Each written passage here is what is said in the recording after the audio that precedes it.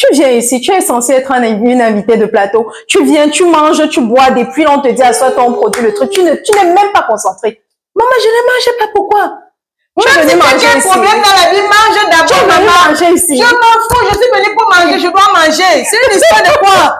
Hey! Même si je suis en train de mourir, me dit que voilà la nourriture, mange d'abord. J'ai dit que la mode, deux choses, mais chope d'abord avant de mourir. C'est ok. Mais il y a encore la nourriture. Ouais, on ne rit pas comme ça, pardon. Gardez ma part J'aimerais vraiment que les femmes comprennent que le métier du derrière de la caméra n'est pas réservé seulement aux hommes. Elles peuvent aussi s'investir dedans et s'épanouir. Oui. Et surtout, ne faites rien si vous n'êtes pas passionné. Ouais. Parce que moi, je dis toujours, ce que l'on fait pour la passion, on a deux gains. Ouais. Le premier gain, c'est la joie, l'amour qu'on ressent quand on est en train d'exprimer, de travailler pour sa passion. Ensuite, il y a ce qu'on gagne de façon monétaire.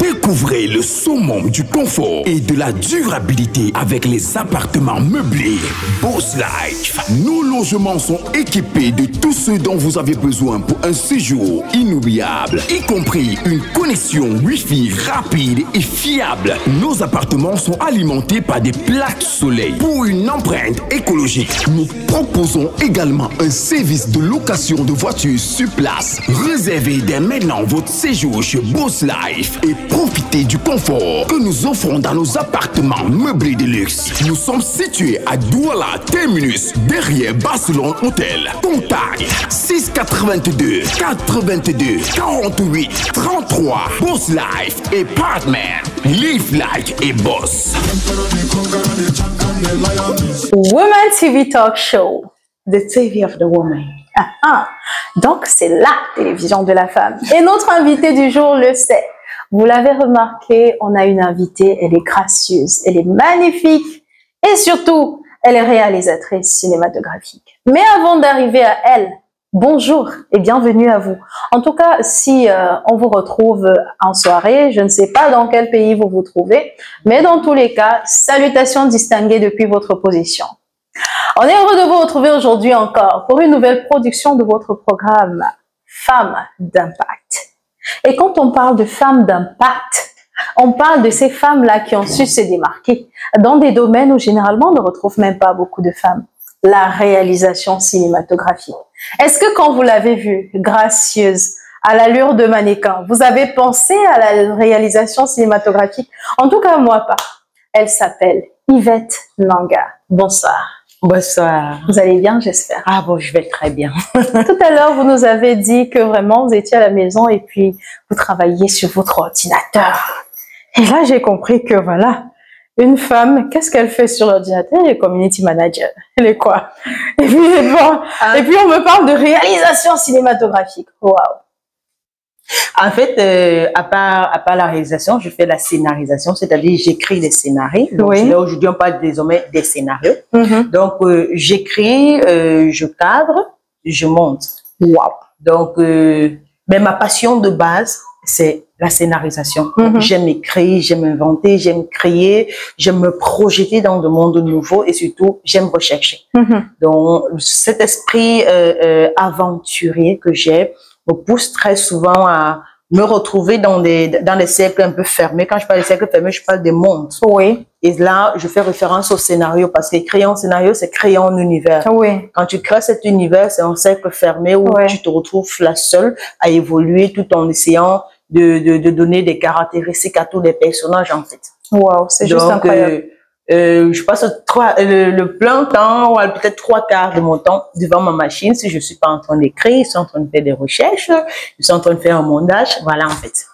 C'est parti de quoi? Parce que je l'ai dit au départ, sincèrement, c'est pas facile de voir une femme qui choisit cette voie-là. C'est parti de quoi? Il faut d'abord dire que j'ai toujours été impressionnée par les métiers d'hommes, voilà, parce que chez nous, nous étions 7. Oui. 2 garçons, 5 filles. Malheureusement, les 2 garçons sont tous partis. très jeune. Oui. Le premier né, il est parti, il avait 4 ans, donc moi, je n'étais même pas encore en projet. Oui. Le troisième né, qui est également un garçon, est parti, moi, j'avais un truc comme 6 ans. Donc, Bon, on s'est pas retrouvés parti, dans vous la entendez? maison. Parti de la maison, en fait. D'accord, c'est rassurant. Parti de la maison. Donc, on s'est retrouvés là, 5 filles avec maman. Oui. Donc, c'était compliqué, il fallait un garçon à la maison. Et puis, bon, moi, j'avais beaucoup d'énergie, ce qui fait que les travaux réservés à l'homme, c'est moi qui le faisais, en fait. Ouais. Donc, parfois, je dis aux gens, c'est pratiquement à 26 ans que j'ai appris à cuisiner, mais je dis, ah, c'est vrai, moi, je savais pas cuisiner. Parce que chez nous, moi, j'étais l'homme de la maison. C'est toi qui réparais les prises électriques. Voilà, tous les travaux, il faut de l'énergie, beaucoup de choses. Bon, ça, c'était pour moi. Ouais. Par contre, les choses cuisine, là, ça, c'est pour les femmes. Moi, je n'étais pas la femme. Je me sens pas concernée. Voilà. Donc, à part cela, on avait l'habitude de regarder le journal. Oui. Parce que il fallait aller chez le voisin, regarder le journal. Oui. Et puis, juste après le journal, il y avait les séries qui passaient. Donc, il faut mentir à maman. Maman, en fait, on va voir le journal. Sauf on sait qu'il y avait une série qui passait avant, une autre qui passait après. Donc, il fallait, quand tu reviens à la maison, que tu dises à maman, en fait, dans le journal aujourd'hui, on a dit que, mais on profite, on a 2 tranches pour visionner. Oui. Donc, et les films qui me passionnaient le plus, c'était les films indie. Oui. Donc, c'est parti de là que j'ai commencé à apprécier les façons de faire, les façons de raconter les histoires, étant donné qu'ils aiment plus ces films historiques. Ça, c'est un peu mon petit... Indie, c'est pas les gens avec les ralentis compliqués, là. Hein? Oui, les ralentis de 5 heures de temps. C'est ça, en fait. Mais j'aimais ça, en fait. Oui. Donc, c'est parti de là, j'ai commencé à aimer le cinéma. C'était ma toute première passion. Oui. Il faut dire que la deuxième, c'était l'écriture. Et la troisième, c'était le droit. Oui. Donc, dans ma vie, je devais être mes 3 métiers que j'avais choisis. Puis, bon, c'est vrai qu'il y avait 4. Les 3 métiers que j'avais choisis au départ, c'était cinéma, avocate ou alors écrivaine. Mais je voulais ajouter à ça le basket. J'avais pas la taille. Oh, d'accord. Franchement, même Dieu a dit que non, laisse comme ça. Tu as déjà beaucoup. Donc, j'espère que dans tes films-là, il n'y a pas les ralentis où tu pars au Canada, tu fais les enfants là-bas, tu fondes ta famille, tu reviens, le ralenti n'est pas fini. J'espère d'abord. Parce qu'avant de poursuivre, assure-nous. Non, en fait, il faut comprendre que chaque pays ou chaque continent a son identité. Oui. Eux, c'est leur identité comme ça. Ils ont imposé ça. Vous allez vous rendre compte qu'ils font plus des comédies musicales. Oui. Ils ont imposé ça au monde et le monde les a acceptés comme ça. Ça ne veut pas dire que si nous, Africains, on revient ou qu'on impose ça, on va accepter. Non. Donc, on doit pouvoir trouver notre propre identité. Et ce sera de la malhonnêteté intellectuelle d'aller copier l'identité ou alors de chercher à reproduire ce que les autres ont fait. Il est important qu'on crée. Donc, c'est un peu comme le Nigeria avec la sorcellerie. Voilà, le Nigeria, ils ont leur couloir, c'est la sorcellerie. Donc, moi, je vais pas aller faire des films sorciers. Je vais jamais faire un film sorcier mieux que les Nigériens. Donc, voilà, en fait. Et c'est parti, ça a commencé comment? Est-ce que on s'est dit, ok, maman, inscris-moi dans une école de cinéma, ou alors à l'université, on a choisi théâtre. C'est ça a commencé comment? C'était compliqué, en fait. Oh là là. Parce que j'ai grandi dans une famille conservatrice. Oui. Des familles traditionnelles où, quand tu parles de trucs comme cinéma, tu dis que, fils là, je te vois venir. Marguerite, apporte-moi l'eau bénite. L'enfant, s'il y a un problème. Il faut qu'on la délivre, c'était un peu comme ça. Donc, j'ai longtemps fait taire cette passion que j'avais, même si ça allait, c'était au fond de moi, ça brûlait. Oui. À l'école, par exemple, moi, je faisais le club théâtre, le club espagnol à la fois. Et puis, j'avais toujours la malchance qu'on me donnait des postes de responsabilité parce que, paraît-il, j'ai l'art de rassembler les gens. Donc, un jour, maman, pendant que j'étais en train de causer avec maman, je lui ai dit, maman, il y a un casting là qui est passé, moi, je vais aller faire. Elle m'a demandé, c'est quoi comme ça? Je lui ai dit que faire les films. Elle me dit, faire les films là, c'est quoi? Je dis que non, comme tu vois, on tourne, après on s'assoit, on regarde. Puis c'est maman aussi aimait beaucoup de regarder la télévision. Elle m'a dit, ah, vas-y alors. Mais vas-y alors, il y avait un peu de la déception dessus. Donc je me suis dit, ok, je vais valoriser mon métier aux yeux de ma mère. Donc quand je vais, les petites sommes d'argent que je gagnais, quand je rentrais à me dire, bon, maman, ne me donne pas l'argent de baigner cette semaine parce que voici ce que j'ai gagné, en fait. Et puis, à partir de là, elle a commencé à se rendre compte qu'en fait, c'est intéressant. Et c'est comme ça que je suis partie pour devenir la star de la maison, en fait, parce qu'au jour d'aujourd'hui, mes premiers fans, c'est ma famille. À chaque fois que je rencontre des difficultés et que j'ai envie de laisser, je me souviens que mon papa, c'est mon premier fan, ma maman, c'est ma première fan, et ma première fan et mes sœurs, donc ça devient un peu compliqué. C'est l'équipe qui a derrière, qui pousse, qui il y a motive. toute une équipe derrière, en fait. Ouais. Donc, pendant un moment de ma vie, je me rappelle, j'ai fait du journalisme. Ma maman suivait mon journal. Jusqu'à quand j'ai dit que j'étais entendu parler. Mais c'est ça, en fait. Donc, ma famille, c'est une fan base, une très grande fan base. Et puis, c'est elle qui me permet de rester le pilier, en fait. Le pilier.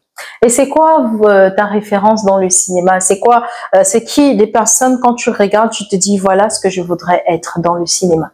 Bon, il faut établir une différence parce que à la base, moi, j'ai toujours été influencée par le cinéma hindou. Beaucoup plus dans le côté type de film qu'ils produisent. Quand je parle de type de film, je parle de la narration. En fait.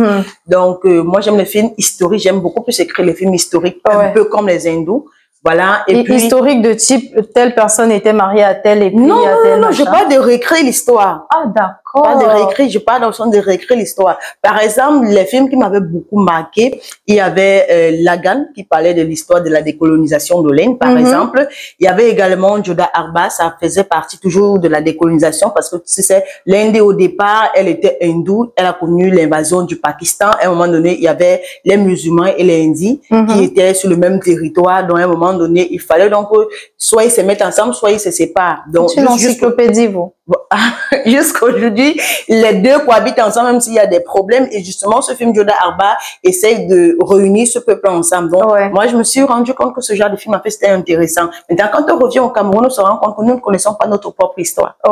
Donc, à l'école, on nous enseigne l'histoire des Blancs, on ne nous enseigne pas notre histoire. En fait. Donc, en 2018, j'avais entrepris de marcher un peu dans les chefferies. Et ce que j'ai découvert, en fait, c'était énorme. Donc, en termes de référence pour moi, mes premières références étaient le cinéma hindou avec des grands réalisateurs hindous tels que Amir Khan, qui est devenu producteur aujourd'hui. Il était laboratoire, après il est devenu producteur. Il y avait Karan Johar. C'était des personnes que j'aimais bien, que je suivais le film parce que c'était des films qui avaient de fortes thématiques. Maintenant, s'il faut revenir sur le continent africain, ces dernières années, moi, je préfère beaucoup plus Manola. Pourquoi? Parce que lui, il fait dans des films historiques, il fait dans nos films de village. Il fait partie de ces personnes-là qui vendent le continent, en fait. Parce que je me dis toujours, moi, par exemple, ma boîte de production, c'est Black Lion Studio. Black Lion Studio, Lion Noir. On sait que le lion noir n'existe pas. En fait, c'est une idéologie. L'Europe, pour moi, est rouillée. L'Amérique est rouillée. C'est l'heure pour l'Afrique de briller. C'est ça l'idéologie que je défends, en fait. Donc, chaque fois que quelqu'un est en train de tourner en film et que ça a trait à l'histoire, ça a trait à la culture, les valeurs africaines. Voilà. En fait, pas forcément valeurs africaines, mais que ça a propre à l'Afrique. L'identité. Voilà, l'identité africaine. On parle de nos maisons en terre battue, par exemple, parce que vous n'aurez jamais les maisons aussi belles que pour les Français ou les Européens, en tout cas. Vos maisons ne vont jamais dépasser les leurs. Donc, pourquoi ne pas rester dans le vôtre? C'est-à-dire nos maisons en terre battue, notre langue, c'est ça qui fait le nous, en fait. Donc, pour moi, en termes de référence, aujourd'hui, c'est Manola. Voilà. Et s'il faut entrer dans les actrices, on a la Donia. Ici même, Babous. Ah ouais. Voilà.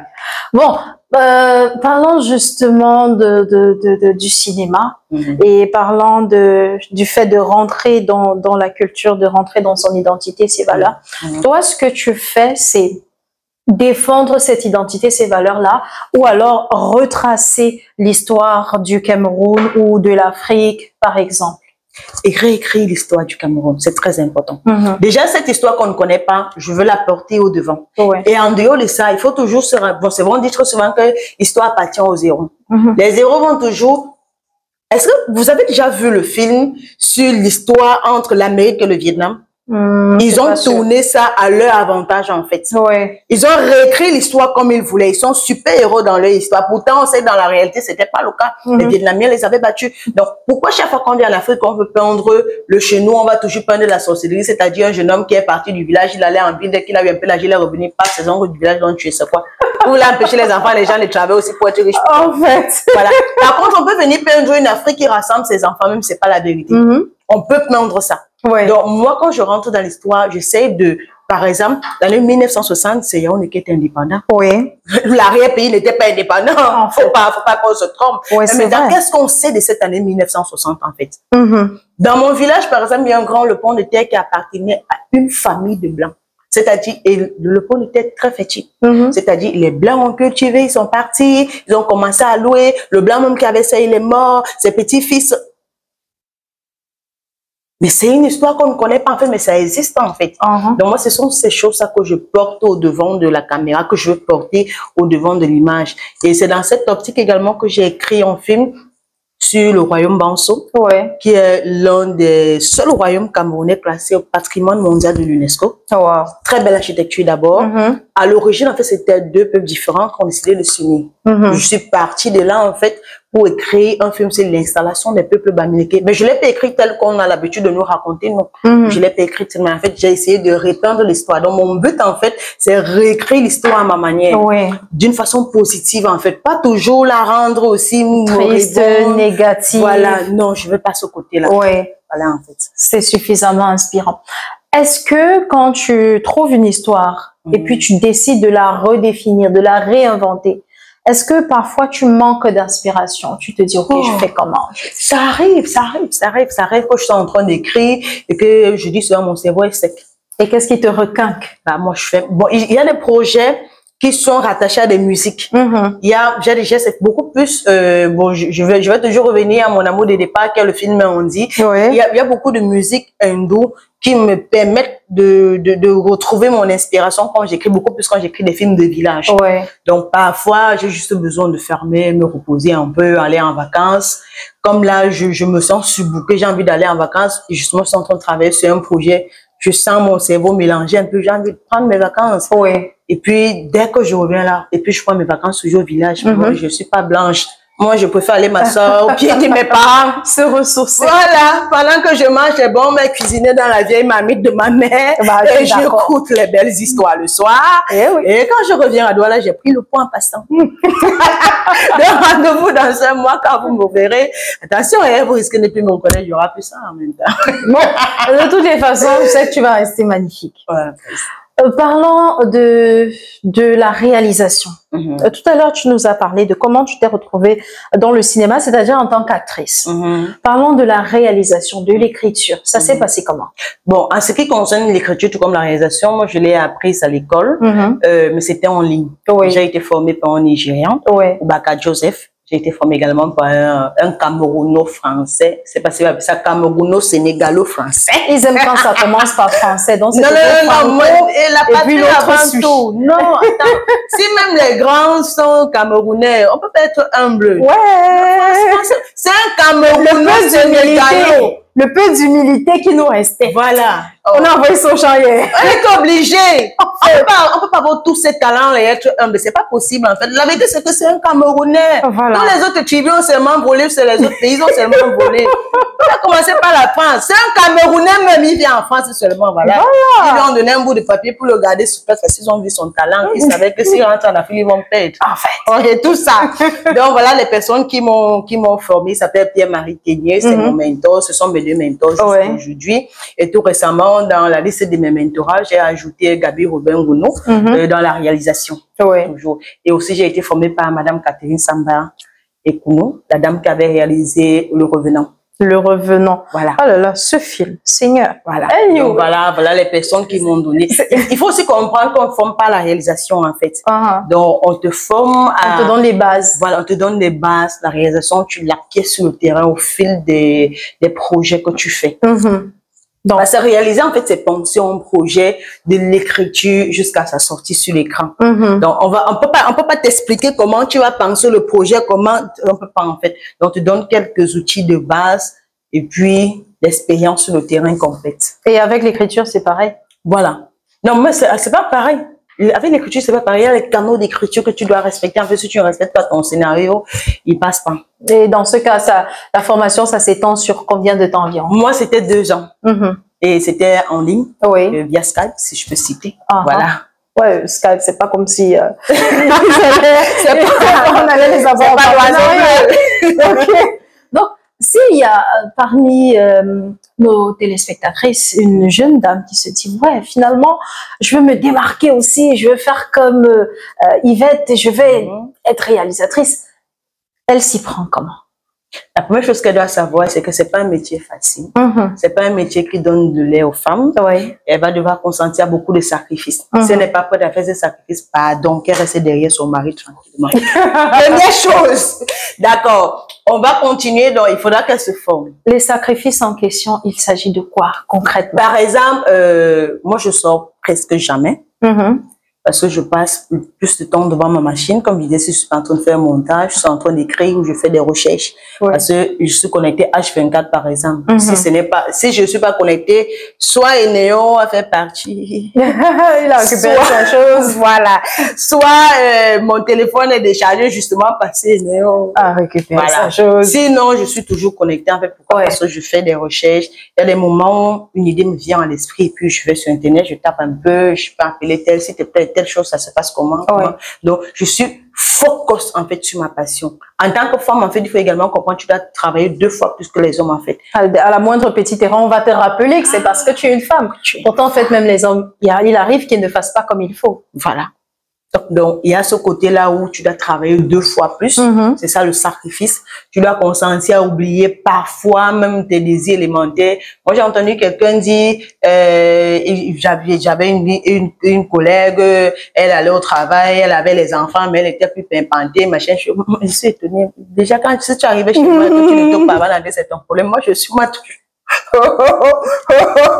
Si tu as compris, c'est bien. Parce que je veux rien qui va fermer mon cerveau, en fait. Il faut avoir cette habileté et être capable de te couper des gens pendant de longues périodes. Donc, si tu es une jeune fille qui aime aller en boîte de nuit, qui aime se balader, oublie, parce que tu vas pas pouvoir travailler, en fait. Donc, tu as besoin de prendre du temps, concentrer ton temps, ton énergie, tout sur ce que tu es en train de faire. Parce qu'il te faut apprendre, il te faut aller 2 fois plus vite que les hommes si tu veux être reconnu. Pour ce qui est du choix des acteurs, comment est-ce que tu le fais? Quels sont les critères? C'est sur la base de quoi? Bon, le casting est d'abord physique, ça c'est la première chose. Déjà, quand j'écris un scénario, je vis d'abord la scène avant de l'écrire. Ça veut dire quand je vis la scène avant de l'écrire, j'ai une approximation de l'âge de l'acteur, j'ai une approximation du physique que je veux, j'ai une approximation parfois même du teint que l'acteur doit avoir. Ça veut dire maintenant quand je vais faire un casting, je regarde est-ce que la scène telle que je l'avais construite, cette personne, est-ce que la carrure physique est là? Si elle a déjà la carrure physique, on entre maintenant dans le jeu d'acteur. Et puis, bon, le feeling entre les acteurs aussi joue beaucoup parce que parfois, il y a des personnes, je me rappelle une fois, on était allé à un casting, moi je devais travailler là-bas en tant qu'actrice. À la base, on devait même pas être prise, mais parce que la jeune dame qu'on avait mis face à moi, Jamila Pam, elle et moi, on est arrivés, on s'est rencontrés là-bas au casting. L'amitié a collé rapidement. On nous a donné le même rôle à travailler. On se retrouve en train de travailler ensemble. Tellement on avait collé que pendant qu'on était en train de faire le casting, on s'était tenu la main comme ça. Et puis, la directrice de casting a dit, non, mais moi, je vous voulais bien, mais les deux, la regardé et ce sont déjà des amis. Vous connaissez? Elle a dit non, on s'est retrouvés ici. C'est comme ça qu'on a gagné le casting. Donc, il y a aussi le feeling entre les acteurs. Parce que, pourquoi je joue ta copine, il faut que je consente avec ta copine d'abord. Parce que je ne peux pas exprimer extérieurement ce que je n'ai pas exprimé intérieurement. Donc, si déjà dans mon cœur, je pense que tu peux être ma copine. Attends, pause. Les gens disent souvent, je ne vais pas te couper, je te coupe. Quand on est sur le plateau, avec le piment. Quand on nous fait des scènes de méchanceté, genre quelqu'un est purement méchant, et puis là tu es en train de nous dire que on ne peut pas tourner ce qu'on n'a pas d'abord à l'intérieur. Ça veut dire qu'il faut d'abord avoir un brin de méchanceté pure. Oui, si tu n'exprimes pas cela à l'intérieur de toi, ça ne va pas transparaître. C'est pourquoi on parle des émotions au cinéma. Parfois tu vas voir, on dit que mais le jeu est fade, elle fait semblant de sourire. Elle fait ça le jugement. Pourquoi? Parce que dans son cœur, il n'y a pas le sourire. Toutes ces émotions nous viennent du cœur, en fait. Donc, si dans ton cœur, tu ressens du sourire, tu vas pouvoir exprimer ça. Même chose comme la colère, la méchanceté. Il faut d'abord que tu le fabriques dans ton cœur avant de l'exprimer. Si tu ne parviens pas à le faire, ça ne vaut pas la peine. Tu ne peux pas l'exprimer. Ou alors, tu vas faire semblant d'exprimer, mais ton expression faciale va te trahir, en fait. Donc, ça va se ressentir, en fait, que tu n'es pas à fond dans le truc, tu n'es pas en train de faire correctement. Certaines personnes recitent. Parce qu'en fait, ce qu'elles disent sont en contradiction avec ce que le visage exprime. Voilà, avec l'expression faciale. Pour ce qui est des sites de tournage, c'est choisi sur la base de quoi? Il faut dire d'abord que c'est le casse-pied du cinéma au Cameroun. C'est compliqué en fait les sites de tournage, mais tout cela c'est toujours depuis l'écriture. Quand tu es en train d'écrire, tu choisis ton site depuis l'écrit. Parce qu'en fait, comme je disais, créer un scénario, c'est créer un univers à cercle clos où tu évolues dedans seul en étant à la fois l'acteur, le protagoniste, l'antagoniste, tout. Tu es tout à la fois. Donc, pendant que tu es en train de le faire, tu choisis déjà le cadre, le type que tu voudrais que ton acteur évolue dedans. Maintenant, quand le réalisateur prend ton scénario et qu'il le lit, il peut te dire, OK, toi, tu avais choisi une maison peut-être avec 3 pièces. Moi, je voudrais une maison qui a un salon plus étroit parce que je veux ceci. Ou alors, il te dit que non, je voudrais une maison avec un salon plus grand. Ou alors, je veux juste un espace vide. Moi, je vais l'aménager comme je veux parce que je vais exprimer ceci. Parce que tu peux écrire A, mais le réalisateur ajoute un prime dessus.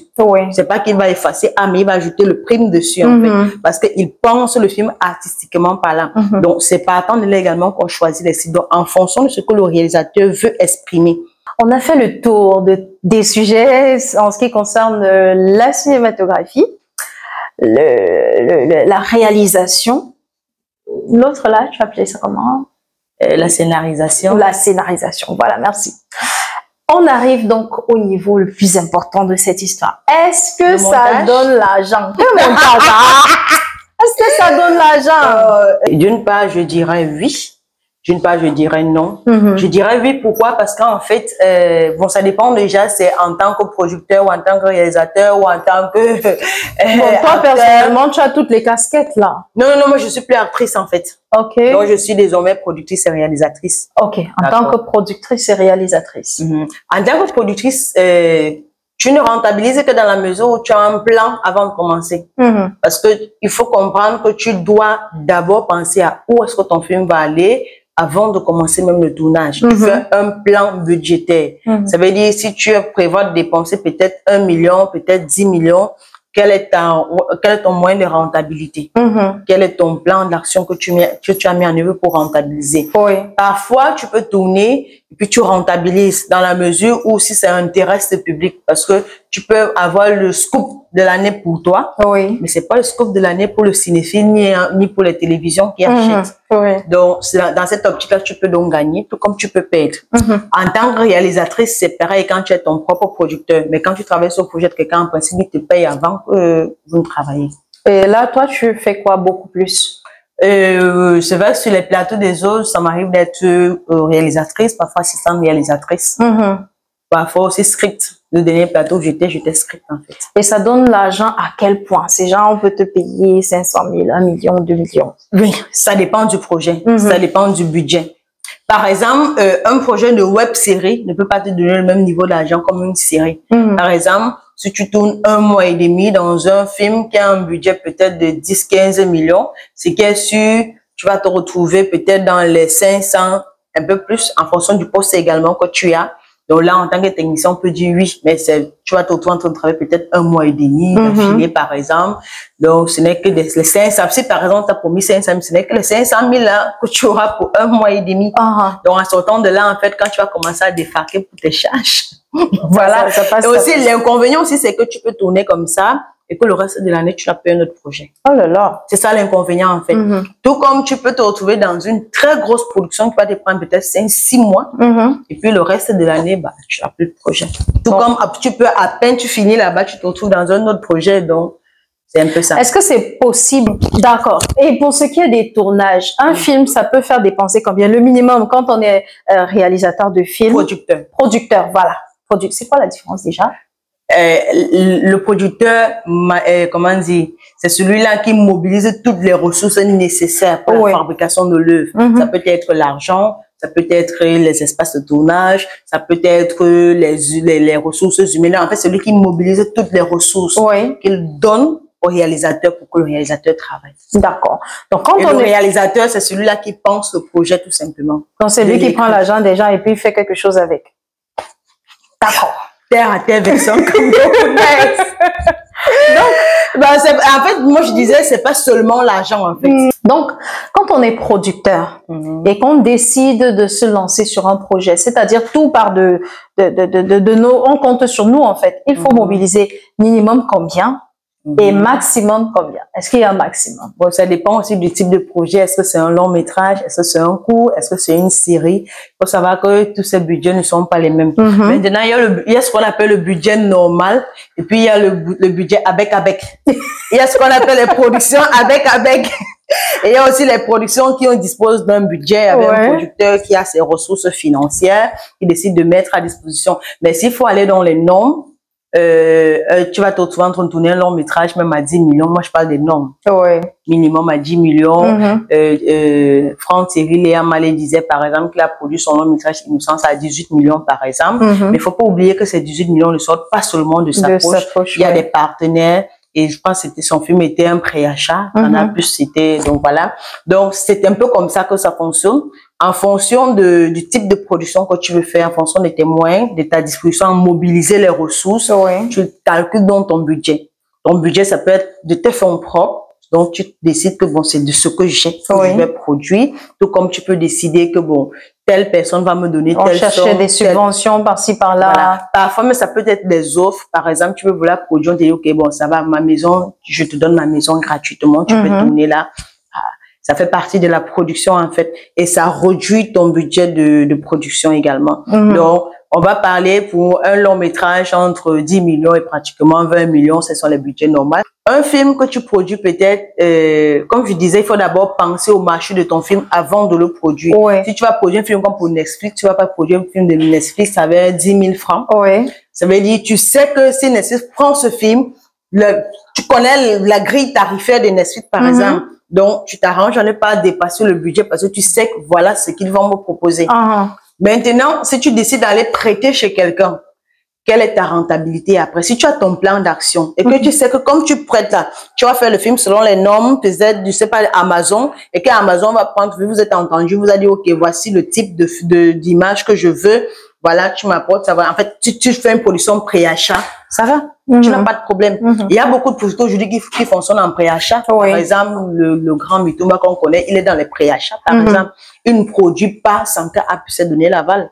Ça fait en sorte que même si l'argent très souvent ne sort pas de sa poche, ça sort pas de sa poche ce qu'il produit avec. On dépose l'argent, il produit dans les fonds qu'on lui a donnés. Mais si tu décides de te lever, d'aller prêter de l'argent, attention, OK, ça veut dire... Ça veut dire qu'il s'agit d'une activité dans laquelle on exerce beaucoup plus par passion. Parce que la vérité, c'est que tu peux investir. Et puis tu perds. Tu perds. Tout comme tu peux investir, tu perds. Et puis un jour, tu gagnes. Tu peux investir même comme ça. Tu gagnes comme ça. Tout comme tu peux investir comme ça, tu gagnes comme ça. OK, donc c'est un risque pour une personne qui est passionnée, principalement. Donc, c'est pas un secteur où on va en se disant, ouais, c'est ici là même ma niche de l'argent. D'accord. Tu perds ton temps. C'est rassurant de le savoir. On est arrivé au terme de cette production. Est-ce que tu as quelque chose à dire à nos téléspectateurs? Moi, je déplore juste le fait que les femmes ne s'investissent pas beaucoup. Je ne sais pas trop pourquoi. J'apprécierais que les femmes se lèvent vraiment et qu'elles intègrent ce métier, que ce soit dans la réalisation. En fait, j'aimerais avoir plus de femmes derrière la caméra. Est-ce que toi-même, en tant que femme, tu te sens à l'aise dedans? Très à l'aise. Tu n'es pas frustrée? Non. Bon, la dernière production que j'ai faite, moi, j'étais la seule femme au milieu des garçons, quand même. Ça te mettait pas mal à l'aise? Non, au contraire, moi, j'étais la bosse. Tu te sentais, genre, je sais pas, n'importe qui. Non, c'est quand même moi. Tu me parles fort. Et puis, tu sais, quand tu es la seule femme au milieu des techniciens, c'est toi qui gères la nourriture. Ah là là. Quand tu me parlais un genre, tu connais là où tu vas pas manger, hein? On lui dit, attends, c'est qui partage la nourriture, fais attention. Et puis en même temps aussi, quand tu es au milieu des personnes civilisées, tu es un peu comme la chouchou, en fait. Donc moi, en tant que femme, derrière la caméra, moi, j'ai pas de souci. Je me sens très à l'aise, surtout que je suis m'imposer. Donc je me laisse pas marcher dessus, je cherche non plus les problèmes, mais quand ça arrive, je prends. Tu me cherches, tu me trouves, je ne fuis pas. Mais je ne cherche pas moi-même. Et aussi, je prévois parce que travailler avec les hommes dans ce domaine, c'est être exposé parce que il y a toujours parfois les mêmes baladeuses, les idées. Non, je bloque ça très vite. Tout ce qui travaille moi, ça, il fait pardon. C'est comme si la Gaule est même laisse et comme je suis laisse. C'est comme, tu as même un gars dans ta vie, bien sûr, tranquille. Mais j'attaque en premier sur ce point-là. Pour éviter d'être harcelée, je suis obligée d'attaquer en premier. Donc, j'aimerais vraiment que les femmes comprennent que le métier du derrière de la caméra n'est pas réservé seulement aux hommes. Elles peuvent aussi s'investir dedans et s'épanouir. Et surtout, ne faites rien si vous n'êtes pas passionné. Ouais. Parce que moi, je dis toujours, ce que l'on fait pour la passion, on a 2 gains. Ouais. Le premier gain, c'est la joie, l'amour qu'on ressent quand on est en train d'exprimer, de travailler pour sa passion. Ensuite, il y a ce qu'on gagne de façon monétaire. Voilà, exactement. Merci beaucoup. On est arrivé au terme de cette production. On se dit à très bientôt. Je vais pas vous rappeler tout ce que je vous ai déjà dit. Je vous dis juste méga conférence tour. Vous saurez de quoi je parle. On se retrouve bientôt. Comment générer 1 million de bénéfices au bout d'un an avec seulement 5 000 francs de capital de départ dans un contexte où de nombreux entrepreneurs peinent à faire décoller leur business? Venez vivre cette expérience historique le 22 février 2025 à l'hôtel Mbatkam à Bafoussam et le 1er mars 2025 à l'hôtel de la Vallée des Princes à Douala Bessengue à l'occasion de la méga conférence tour qu'organise Woman TV Talk Show sous le thème Femmes en action, épanouissement et prospérité. Au programme, rencontres d'affaires avec des opérateurs économiques venus des 4 coins du monde, ateliers de formation sur les meilleures techniques de vente et de digital, et en bonus, plusieurs jeux tombola avec de nombreux lots à gagner. Intervenante principale, Célestine Photo, Motivation Speaker, CEO, Woman TV Talk Show et experte en gestion entrepreneuriale. Ne manquez pas ce rendez-vous qui va transformer totalement votre vie et faire de vous un entrepreneur à succès tel que vous l'avez toujours souhaité. Ticket d'accès disponible 10 000 francs, 15 000 francs couple et 35 000 francs VIP. Réservation 6 51 71 74 45.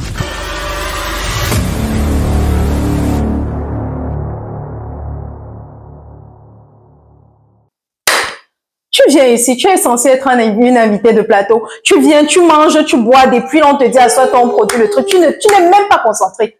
Maman, je ne mangeais pas, pourquoi? Même si tu as un problème dans la vie, mange d'abord, maman. Manger ici. Je m'en fous, je suis venue pour manger, je dois manger. C'est une histoire de quoi?